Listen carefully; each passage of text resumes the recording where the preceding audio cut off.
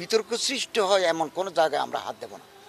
আমরা হলাম interim government, অন্তর্বর্তীকালীন সরকার। আমাদের দায়িত্ব হচ্ছে ল অ্যান্ড অর্ডার সিচুয়েশনকে রেস্টোর করা, পলিটিক্যাল স্টেবিলিটি এনশিওর করা।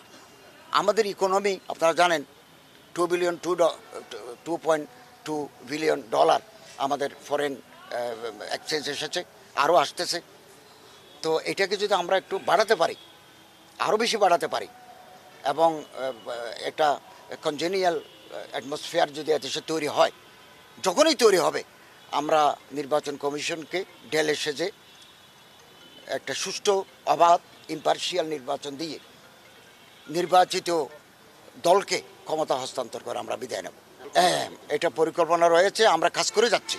আপনি জানেন হজের হাজিরা যে টাকা দেয়, ওই টাকা থেকে 1 পয়সাও আমরা ধর্ম মন্ত্রণালয়ে রাখি না।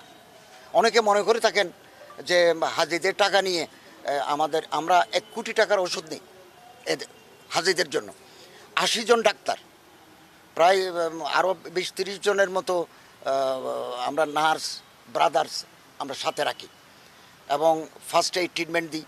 মেডিকেল অ্যাপ্লায়েন্সেসগুলো আমরা নিই, এবং আমাদের সাথে সৌদি আরবের চুক্তি আছে, যদি কার্ডিয়াক অ্যারেস্ট হয়, যদি হার্ট ফেল করে অথবা আনকনশাস হয়, ওই সমস্ত হাসপাতালে আমরা ভর্তি করি। এই যে খরচগুলো আমরা হাজিদের কাছ থেকে নিই না।